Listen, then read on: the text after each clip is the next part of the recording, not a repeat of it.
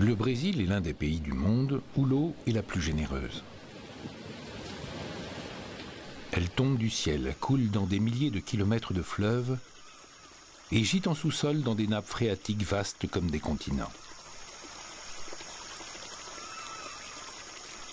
Toutes les formes de vie prospèrent, et ce pays, grand comme 16 fois la France, abrite une biodiversité exubérante qui affole tous les scientifiques de la planète, toutes spécialités confondues.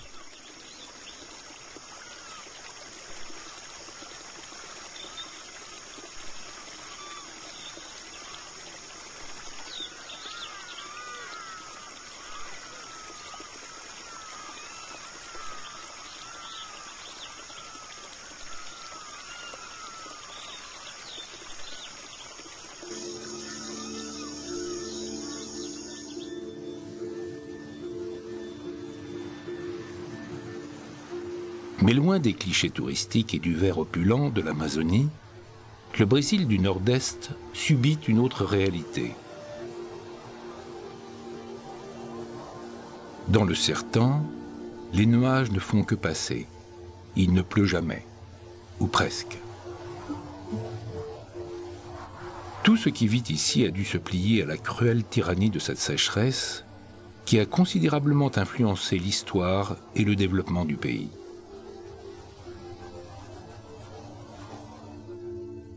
Cette anomalie climatique est un problème contre lequel le Brésil lutte depuis toujours, sans jamais être parvenu à trouver de véritables solutions.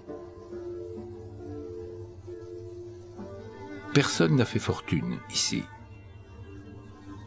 On se contente de lutter contre les assauts du soleil qui brûle tout et d'organiser la vie avec ce que la nature a concédé, de la terre sèche essentiellement.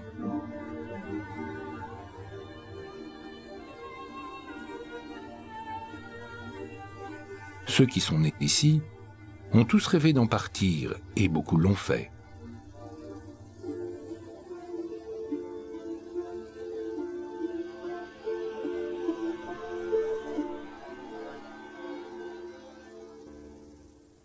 Quand le jour se lève, ce sont les vieux qui sortent des maisons de torchis.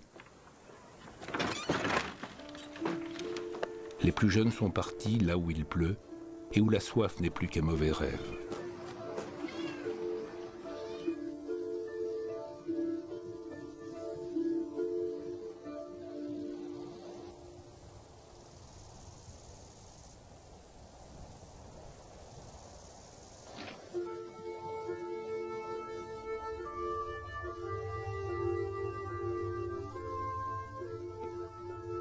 Si le Brésil est un des tout premiers producteurs de bétail dans le monde, ici, il n'est pas question de penser à l'élevage. Les seules bêtes capables de se satisfaire de cette nature aride sont les chèvres et les moutons.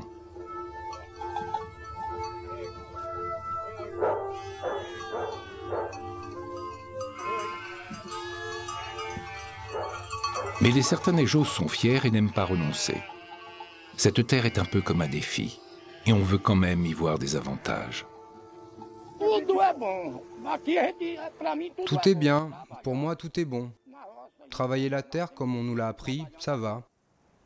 Pour la campagne, pour aller courir les vaches dans la Caatinga, ça va encore. Les bons côtés que je vois, ce sont ceux-là. Il faut prendre bien soin du peu qu'on a pour garantir le lendemain. Voir si on peut vendre un animal et gagner un peu d'argent.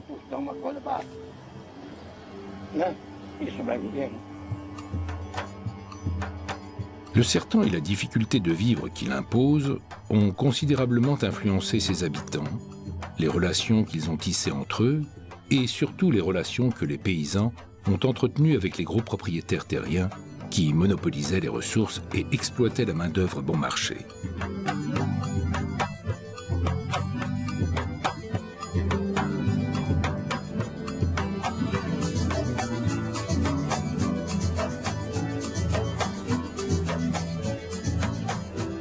C'est dans ces paysages qu'a vu le jour un des héros les plus emblématiques de l'histoire du Brésil. Il se nommait Virgulino Ferreira da Silva, mais les éclairs qui jaillissaient de son fusil ont vite inspiré ses contemporains qui l'ont surnommé Lampion. C'était dans les années 1920.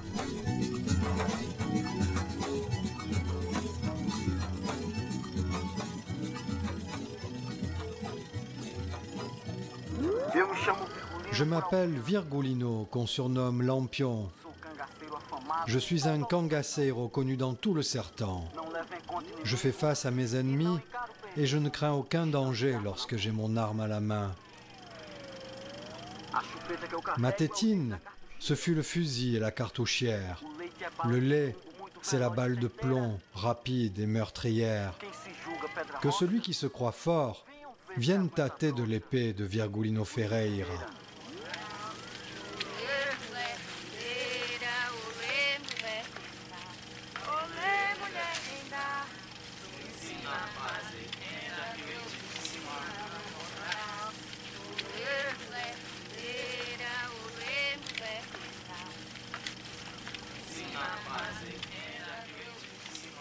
En portugais, le mot sertão est dérivé de grand désert. À la fin du XIXe siècle, il avait déjà été le théâtre d'une révolte que l'histoire a retenue comme la guerre du bout du monde, pour mieux accentuer la dichotomie qui règne entre les deux Brésils, celui où il pleut et celui où il ne pleut pas.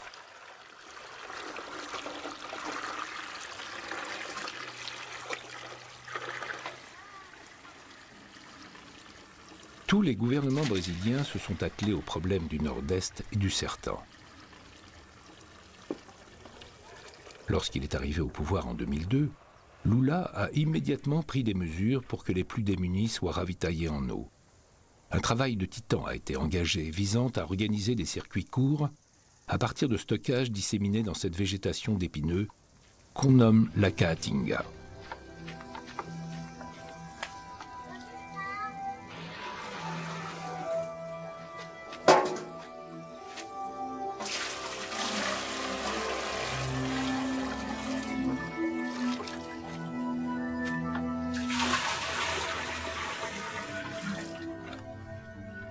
Lorsqu'on sait que les besoins en eau d'une famille de 4 personnes peuvent atteindre plus de 1000 litres par semaine, on appréhende mieux l'ampleur de la tâche.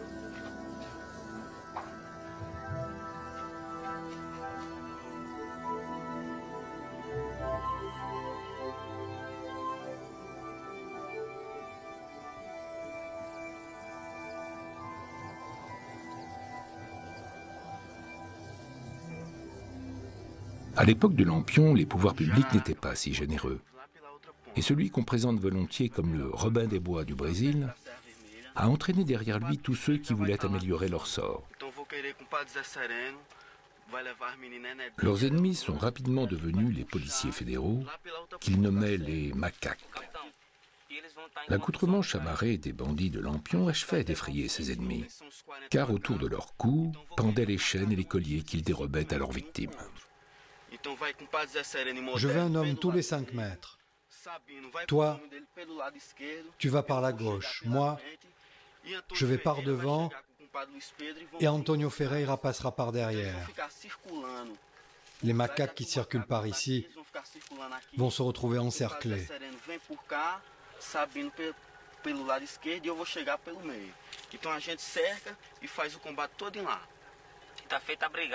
E a gente vai pegar o macaco tudo lá. Entendeu, cambada?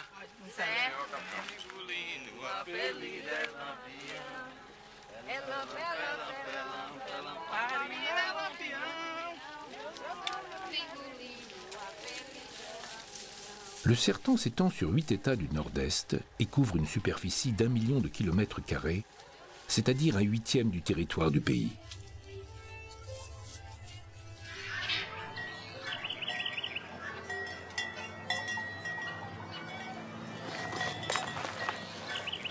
Il commence dès que l'on quitte le littoral et avance vers l'ouest, dans l'intérieur des terres.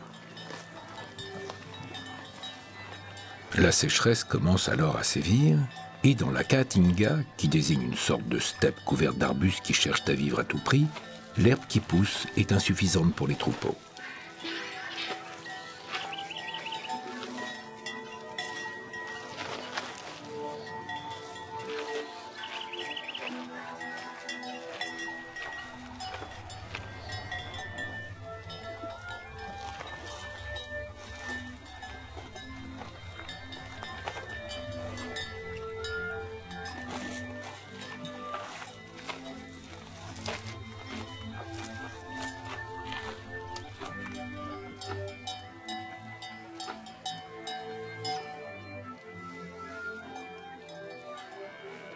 On élève pourtant un peu de bétail et le marché de Karuaru est un rendez-vous incontournable pour les maquignons du Pernambouc.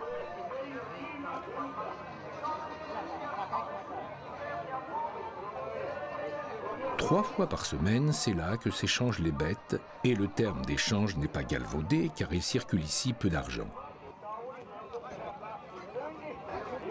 Les hommes qui travaillent pour les grands propriétaires sont ici pour louer leurs services, ce qui nécessite avant tout de posséder un bon cheval, l'outil indispensable pour la survie économique. Une bonne partie du marché est donc consacrée à leur négoce, et c'est ici, dit-on, que l'on trouve les accessoires les plus robustes du pays.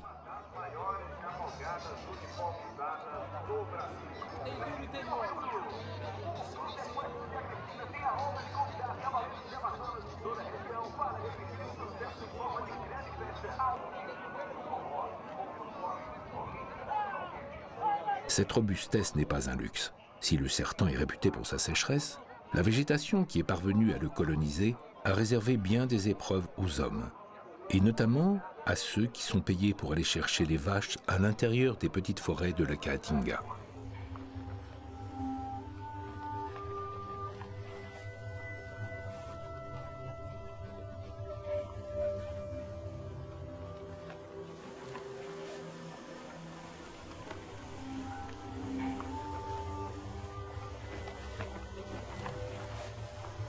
Dans la langue populaire, le terme général de Caatinga, qui vient des indigènes indiens, signifiait seulement que le terrain était dégarni à cause du manque d'eau et des arbres espacés.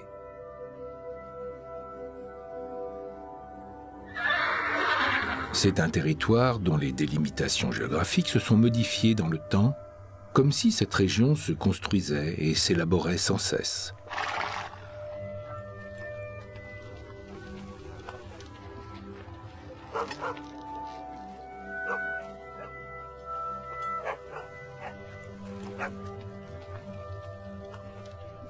Sertan veut également dire terre intérieure.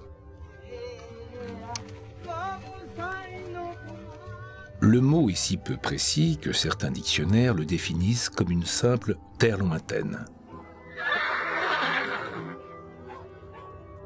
Longtemps, ces limites territoriales ont été très floues. Le Sertan était comme le double inversé de la florissante région littorale du Nord-Est, une zone aride, peu peuplée, sur laquelle pesaient la misère et la sécheresse, en proie à la violence, au banditisme, à l'injustice, au fanatisme religieux, un autre monde avec d'autres codes, sans voie de communication, coupé de la civilisation. J'ai pensé à partir, mais avec mon âge avancé, ce n'est plus la peine. Si j'étais un homme de 20 ans, je ne vivrais plus ici. J'aurais disparu. Je serais dans une région qui aide les hommes à aller de l'avant.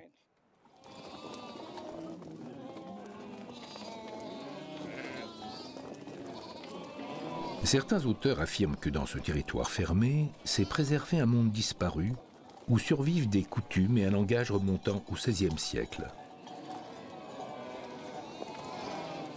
Dans les portraits qu'on en dresse, le Sertan a donc une double identité de région arriérée à la culture archaïque et en même temps de mémoire vivante, une sorte de cadre archéologique de la société brésilienne, selon l'expression de certains intellectuels.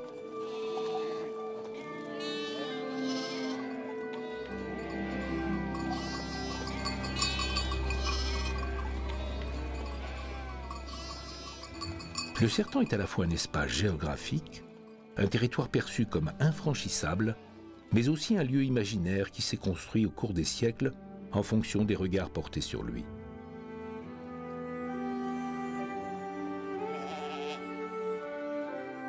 Le maigre travail de la terre et l'élevage, qui demeurent les principales activités économiques de la région, imposent aux hommes, comme aux bêtes et aux plantes, un puissant instinct de survie face à un quotidien instable et un environnement agressif qui rendent nécessaires à la fois les regroupements et les relations de dépendance entre les individus.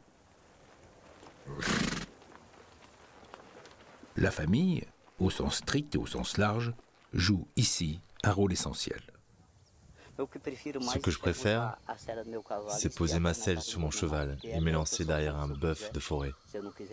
Si je veux, je cours, sinon je regarde, mais c'est ce que je préfère. Quand j'étais jeune, j'aurais pu choisir une vie meilleure, tenir un commerce ou quelque chose comme ça. Mais je travaillais, et je ne faisais que ça, travailler. Aujourd'hui, je continue. J'ai élevé tous mes fils. Des fois, ils me disent « Arrête, papa, ne travaille plus. » Je suis déjà âgé, je n'ai plus besoin de travailler, mais je le fais parce que je veux sortir. Je leur dis que si je ne travaillais pas, ce ne serait même pas la peine qu'ils viennent à la maison, parce que je n'aurais pas les moyens de les recevoir.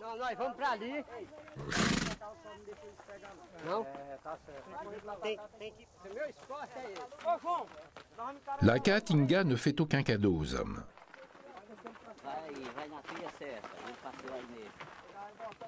Les animaux ont appris à se nourrir comme ils peuvent dans cette végétation hostile et contre toute attente, ce régime leur convient très bien. Toute la difficulté consiste donc à les localiser dans cet entrelac de branches et de cactus qui constitue leur refuge contre la morsure du soleil et l'appétit des hommes.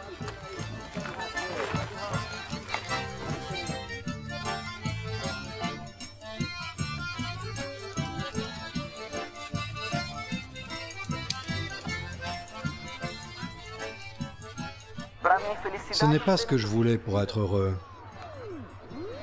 Je n'aime pas raconter mon histoire douloureuse, ni la souffrance sur mon visage, mon âme sans espoir, mon cœur qui saigne au fond de ma poitrine. Quand je me souviens, monsieur, du temps où j'étais innocent, où je criais dans les forêts de Montsertan souriant, je me sens triste, mon cœur songe à cette passion, bat plus fort et pleure amèrement.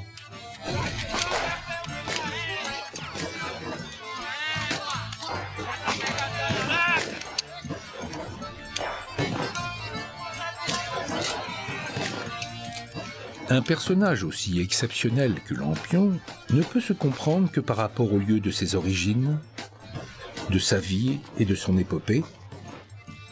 Cette région si particulière aux caractéristiques géographiques, socio-économiques, historiques et politiques propres, qui ne sont pas étrangères à la genèse de phénomènes tels que le Kangaso, comme a été nommée cette forme de banditisme empreinte d'une certaine poésie.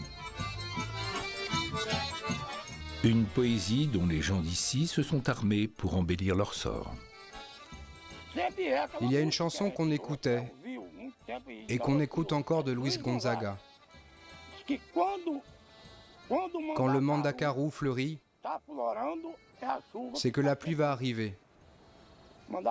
Quand le mandacaru fleurit pendant la sécheresse, c'est qu'il va pleuvoir sur le sertão. C'est un des signes que la pluie arrive. Je me souviens quand j'étais enfant que mes parents disaient « Les mandacarus sont pleins de fleurs. La pluie va arriver. Elle arrive. » Et peu de temps après, elle arrive. Il tonne et elle arrive.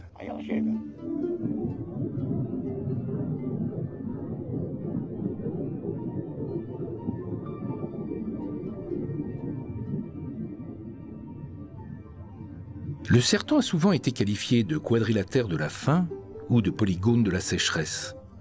Un territoire hostile qui contraste violemment avec le paysage généreux et accueillant du littoral du nord-est.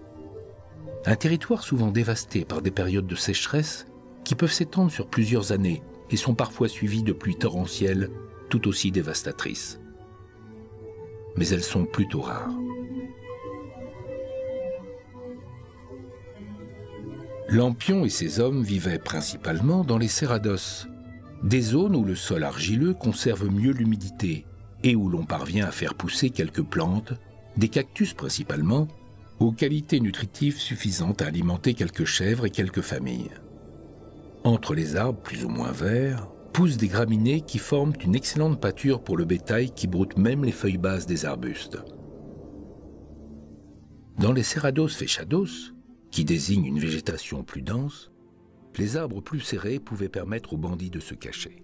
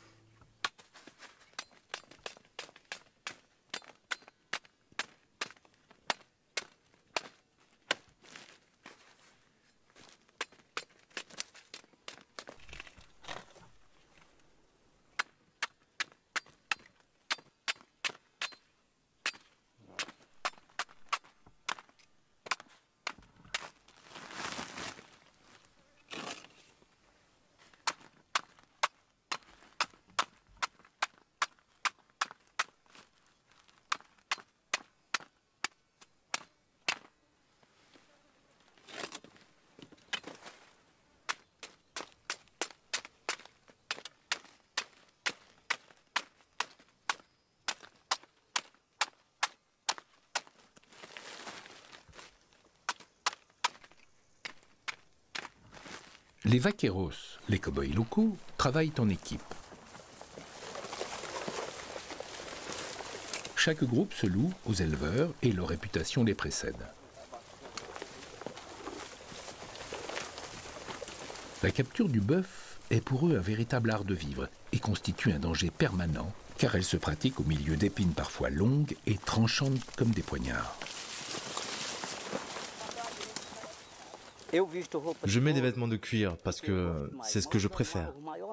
Je ne porte pratiquement que ça, du sertan à la ville, en toutes occasions. Il faut porter ceci sans quoi tu peux te briser les os.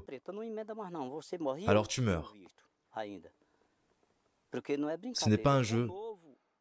Pour les jeunes, c'est dangereux. Les vieux n'en parlent même pas. C'est pas de la rigolade. C'est difficile.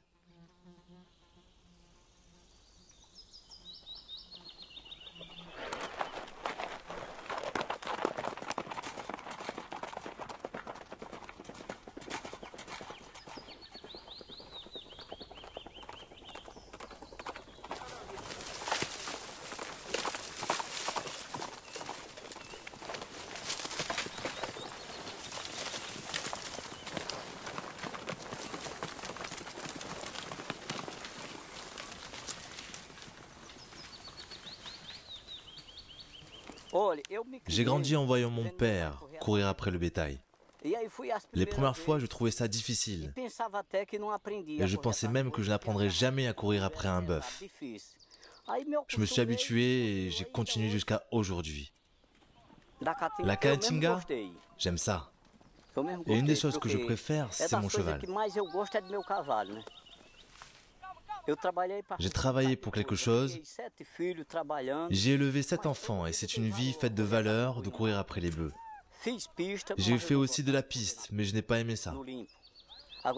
La forêt me ressemble plus. Toute ma vie, j'ai aimé ça.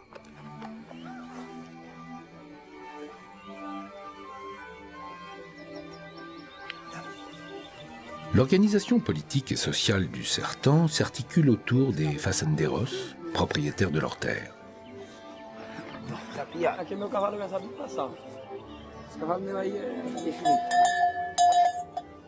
Autour du noyau central constitué par la famille du fazendero, gravitent d'autres cellules familiales qui lui sont rattachées par des liens de subordination ou de service et de redevance mutuelle. Une hiérarchie s'instaure entre le fazendero, qui possède le bétail et qui détient souvent le pouvoir politique, le vaqueiro, responsable du bétail qui lui-même possède quelques bêtes, et le morador, lié au propriétaire par un simple contrat oral, à qui le fazendero laisse cultiver un morceau de terre en échange de certaines redevances ou de services, et qui, d'une certaine façon, lui appartient corps et biens. Rien n'a vraiment changé depuis l'époque de Lampion qui combattait justement les écarts de fortune qu'il considérait comme autant d'injustices.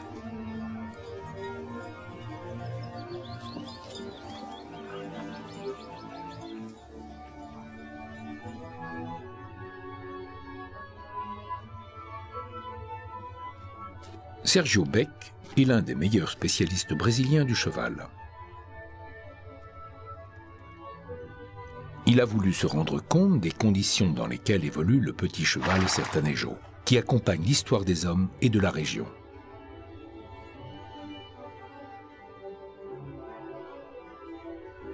Aussi incroyable que cela puisse paraître, ces chevaux ne souffrent jamais d'aucune blessure alors qu'ils passent leur vie à galoper au milieu des épines.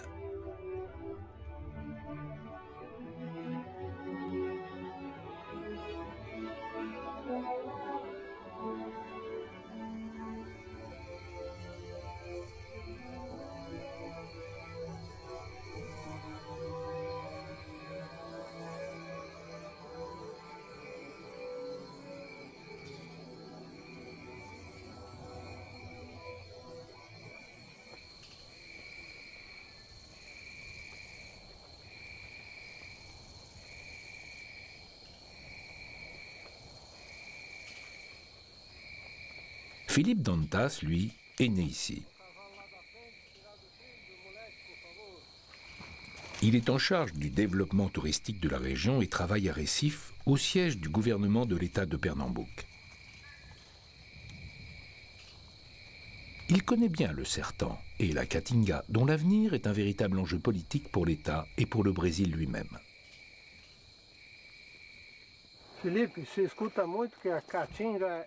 Felipe, on entend souvent dire que la Caatinga est une région maudite où règne l'adversité.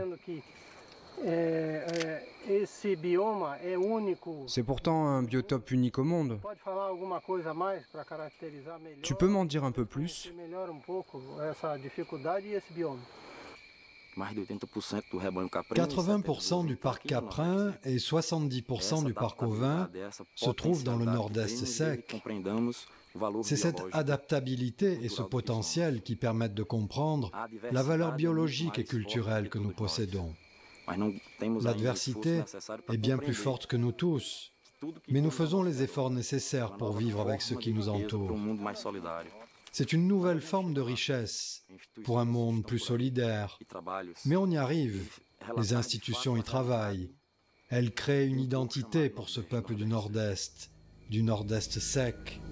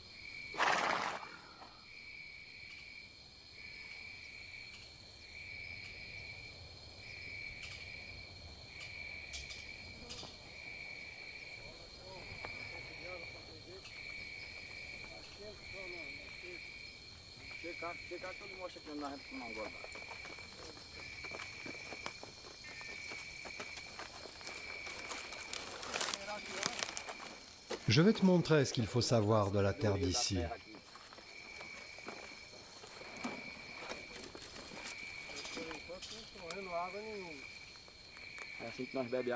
On parvient à trouver de l'eau à boire quand on est loin de la maison.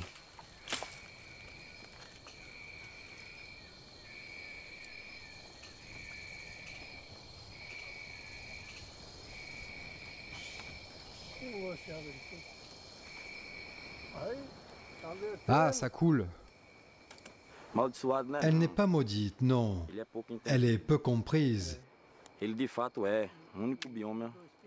héberge même une bonne partie du biotope brésilien. Ce qui existe ici en termes d'animaux et de plantes existe seulement ici. Pour tout ça, nous ne sommes pas encore prêts à comprendre que la région n'est pas maudite. En vérité, le sertão est plein d'espoir, comme le disait Guimarães Rosa, un grand connaisseur du sertão. Le sertão est un grand espoir, mais nous avons besoin de temps pour mettre nos idées au clair et comprendre cette adversité et cette hétérogénéité. Et avec ça, qu'est-ce qu'on fait?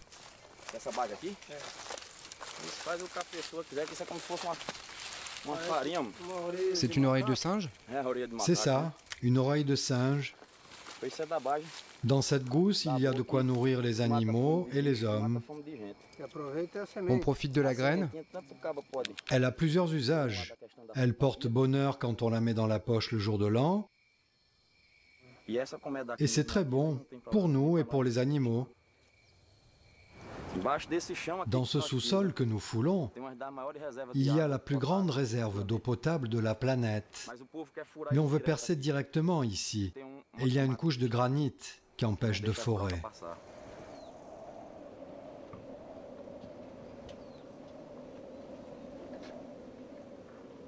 Aujourd'hui, Comme hier et comme demain, la pluie ne viendra pas. Comme la plupart des habitants du Sertan, Marilène ne connaît pas le confort d'un robinet que l'on ouvre. Chaque jour, il faut parcourir souvent des kilomètres pour se ravitailler. Et la vie s'est organisée autour de quelques résurgences, surgies des profondeurs, où comme un pied de nez cruel du destin, l'on sait que repose cette gigantesque réserve d'eau, concentrée dans la nappe phréatique alimentée par le réseau hydrographique de l'Amazonie. Le malheur est que cette eau est retenue prisonnière sous des couches de granit impossibles à percer, ce qui interdit tout espoir de pouvoir la puiser à court terme. Le manque d'eau a fait fuir des générations entières de nordestins, attirés par les promesses des grandes villes, où tout vaut mieux que de voir les récoltes mourir sur pied. Ici, il y a 10 ans, on a acheté un puits. Et ça nous a permis d'avoir un peu d'eau. On a foré 3 puits dans la zone, mais on n'a pas trouvé une goutte. J'ai encore mes 3 forêts et je n'ai jamais rien trouvé. Alors, on lâche les animaux pour qu'ils se débrouillent par eux-mêmes, sans qu'on ait besoin d'aller leur chercher de l'eau au tonneau pour les nourrir. Ce ne serait pas possible. C'est pour ça que je dis que c'est un endroit cruel. S'il y avait de l'eau en abondance, ça serait une autre vie. Mais c'est le Sertan. Ici, c'est cruel. Quelques habitants ont l'immense privilège de posséder quelques centaines de mètres carrés d'argile, capables de retenir l'eau et de former des mares dans lesquelles chacun peut se ravitailler gratuitement. Le seul prix à payer est la distance à parcourir. Marilène fait le chemin 2 fois par jour et elle vit à 2 kilomètres.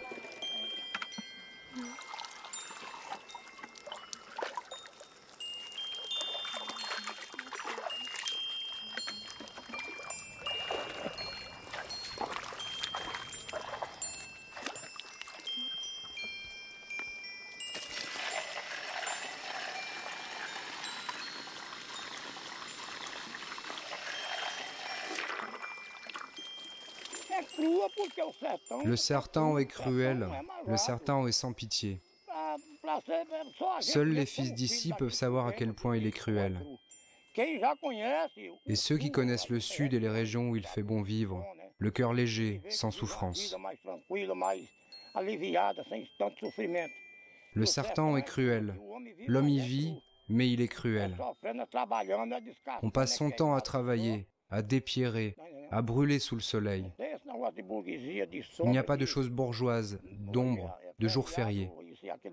Non, tous les jours, il faut se retrousser les manches.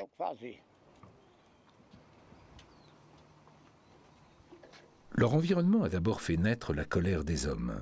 Cette colère s'est transformée en révolte et s'est ensuite retournée vers ceux que l'on a désignés comme responsables de toute cette misère.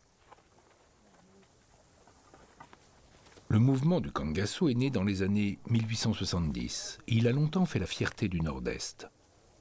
Lampion, qui a formé sa bande au milieu des années 1920, en était l'héritier en ligne directe.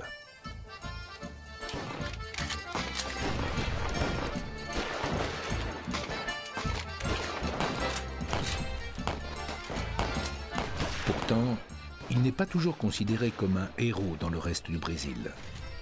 Il pillait, volait et tuait sans compter. Lampion exterminait tout ce qui portait l'uniforme de la police des colonels, comme on désignait ici les riches fermiers qui s'en achetaient le grade. Il a navigué entre 4 États et les militaires étaient impuissants à contenir ses campagnes. Il a dévalisé et rançonné les riches en redistribuant parfois aux plus démunis une partie de ses fortunes. C'est ainsi qu'il a bâti sa légende.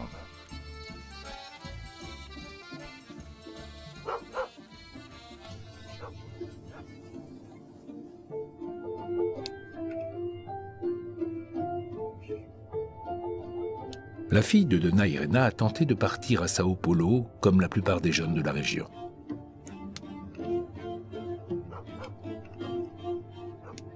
Mais c'est une autre misère qui l'attendait là-bas, celle de la surpopulation, du chômage et des favelas dans lesquels terminent ceux qui ne sont arrivés qu'avec leurs rêves.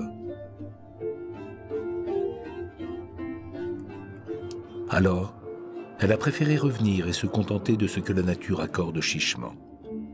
Les principaux revenus de la famille sont procurés par la cueillette des coquignos, des noix de coco que l'absence d'eau a contrainte à demeurer minuscules si elles voulaient exister.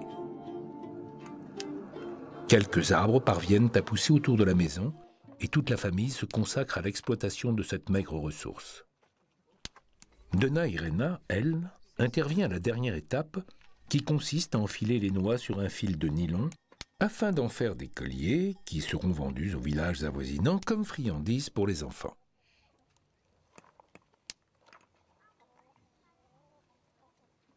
Donna Irena possède un savoir-faire inégalé. Elle enfile des coquignos depuis toujours et cet artisanat a permis à la famille de demeurer ici lorsque l'exil vidait les maisons des alentours. Bien sûr, les revenus qu'il procure sont minimes et suffisent à peine à gagner de quoi s'offrir le nécessaire. Mais ici, c'est déjà un grand privilège.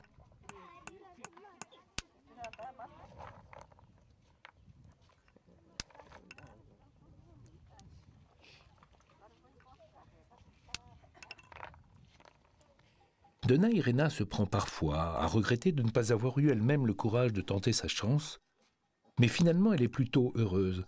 Ses racines sont profondément ancrées dans ce sol aride, et c'est ça, peut-être, le plus important.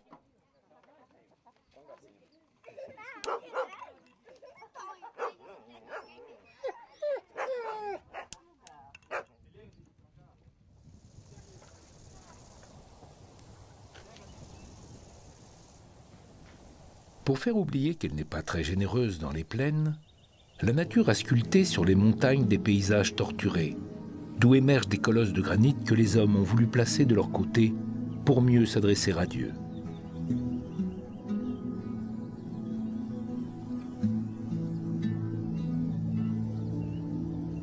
Le sertan est empreint de mysticisme.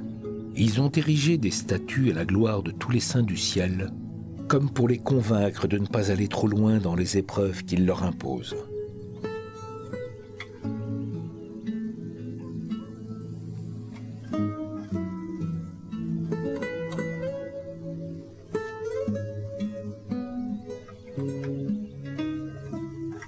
Ils en ont même créé parfois. Les sertanejos vénèrent Antonio Conselheiro, qui, après avoir instauré le travail collectif, défendit les habitants contre l'armée de la Première République, proclamée en 1889.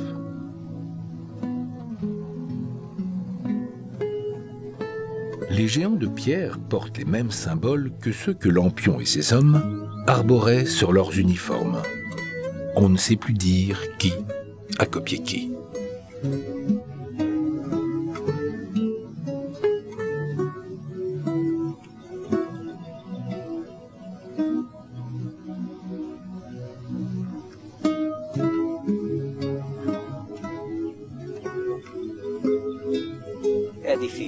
La vie de la Caatinga est difficile. Élever ma famille uniquement avec la Caatinga, ça a été très difficile.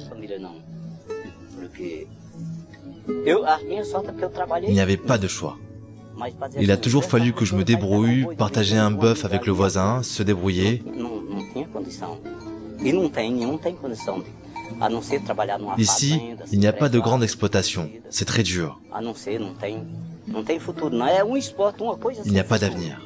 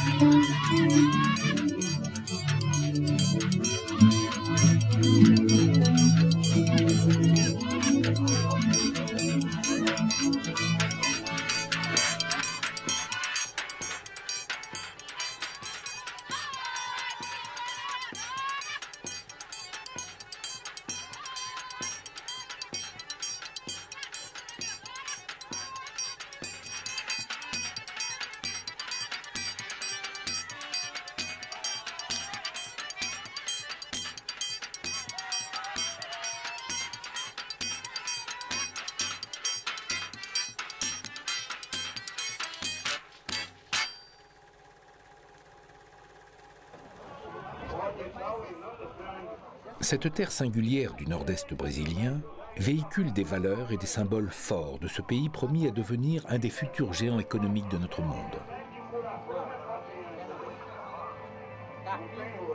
Le Brésil s'est construit dans la violence de conquérants cupides, venus en prédateurs sans aucune volonté de bâtir un avenir véritable. Il s'est développé au gré des vents de l'intérêt, en traversant des phases directement liées aux modes et aux besoins de l'Europe. On y a successivement cherché de l'or, planté du café puis de la canne à sucre. On y convoite aujourd'hui la richesse que représente le bois de l'Amazonie et plus encore, celle de l'eau qui commence à manquer un peu partout. Le Sertão, lui, est un peu la mémoire de tout ceci. Une région dans laquelle on a toujours fait des promesses sans jamais les tenir. Les hommes tentent d'y trouver leurs racines et vénèrent ceux qui ont lutté pour lui donner une identité véritable.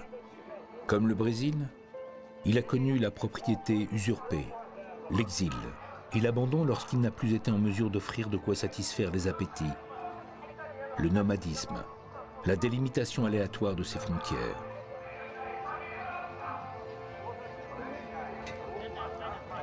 Le mouvement des Sans-Terre, né officiellement dans les années 80, trouve ses origines ici, où l'on s'est référé à Lampion et Antonio Conselheiro. Les ligues paysannes sont nées ici, dans le Pernambouc, au milieu des années 1950. Conçues à l'origine comme une société d'assistance pour la paysannerie la plus pauvre, elles se sont rapidement étendues à tout le nord-est, puis à tout le pays. Mais c'est bien ici qu'ont été expérimentées avec succès les premières occupations de terre.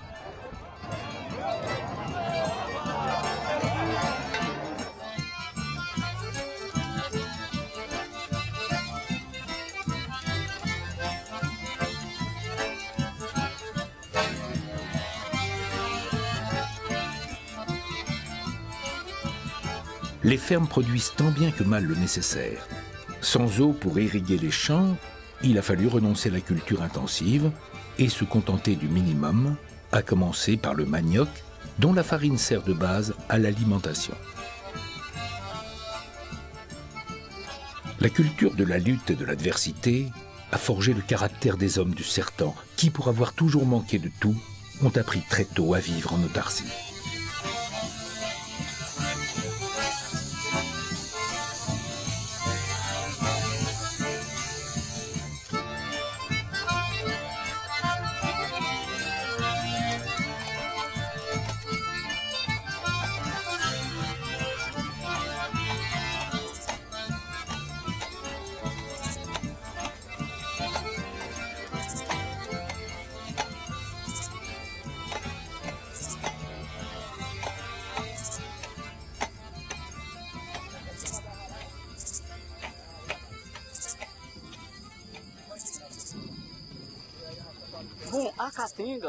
La Caatinga, c'est comme ça.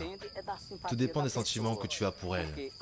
Courir après le bœuf, c'est la vie la plus douloureuse du monde car tu te blesses au visage, au corps, à la tête, aux jambes. Et ce métier t'oblige à avoir de bons sentiments pour elle.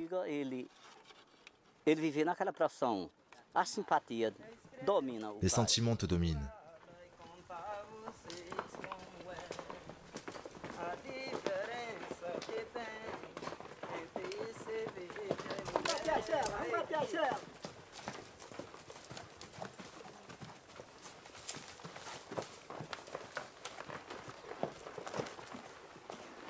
Les cangaceiros ont à la fois puisé leurs sources et laissé leur empreinte dans la tradition du Sertão.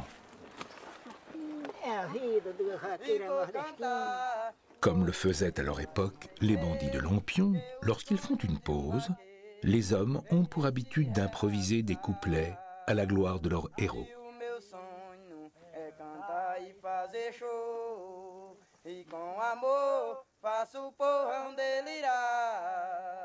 Significa que ninguém é derrotado, me sinto realizado, porque nasci pra brilhar. Significa que ninguém é derrotado,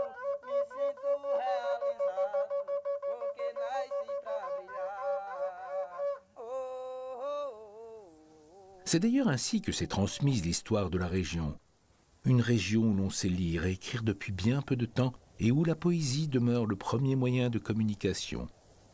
Lampion lui-même était aussi un peu poète à ses heures. Je n'avais jamais songé que dans la vie, il me faudrait tant lutter. Plutôt que les conflits, j'aimais bien travailler. Mais aujourd'hui, je suis un cangaceiro. Je ferai face à mon destin jusqu'au jour où ils me tueront.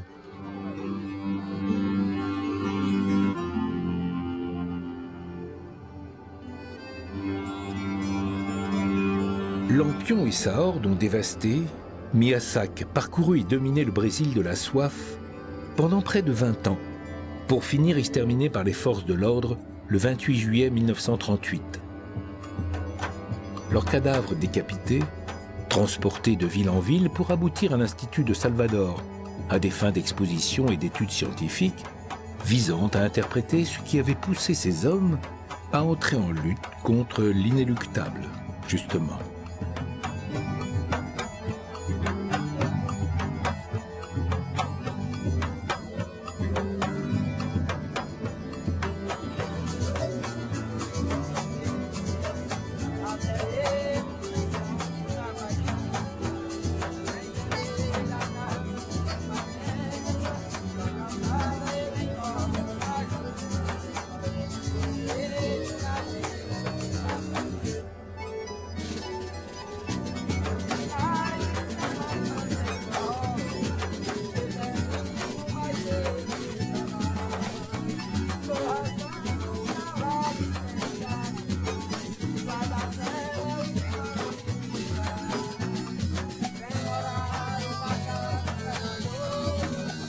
On ne peut pas comprendre le Brésil sans connaître l'histoire de ces hommes, ni celle de cette terre faite de poussière et d'épines, dont les habitants continuent d'être un formidable exemple pour tout le pays, puisqu'ils affrontent la difficulté avec des armes d'une efficacité redoutable, l'optimisme et la certitude de la vaincre.